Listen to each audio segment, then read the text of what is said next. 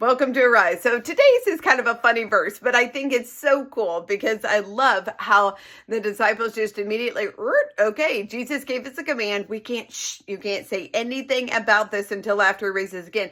Now, I'm not sure that they quite got it yet, because remember, the reason that he tells them is that you can't tell anybody until after the Son of Man has risen.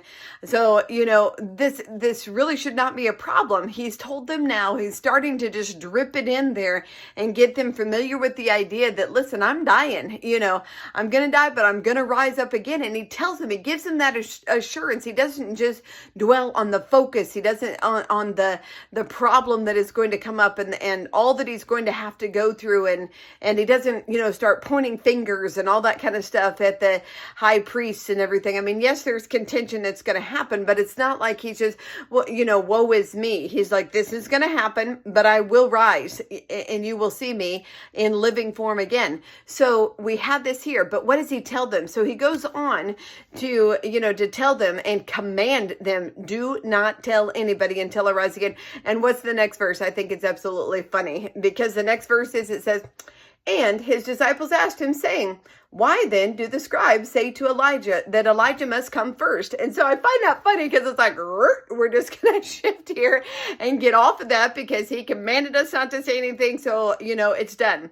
And I don't know if they kind of came down the mountains and they're getting close and they can hear the people and the other disciples ministering and that kind of stuff. I don't really know, or Jesus just knows, listen, once we enter through here, we've got to have something else we're talking about. You know how you're trying to keep a secret from somebody.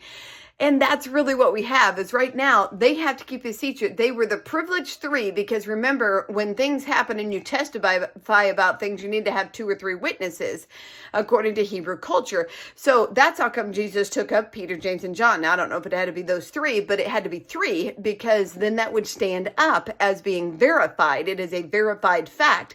But then when they're coming back, they just totally changed the conversation. There's times when God is downloading something to you, and you've got to be prepared that it's like, okay, we've been dreaming about that. We've been doing that. I've been talking to you, giving stuff to you. But right now, that's got to be, we're going to put that on hold because I need you to enter back into what is going on in the now. That's for the future. We'll get back to that. But right now, I need you to be in the now. So sometimes we can be so much in that dream state and so passionate about what's going to happen next and what we need to do with that we got to make sure that we're still in the now, that we're ministering in the now, because that's what they're going to do. And we've got to make that shift because we want to get back in the game.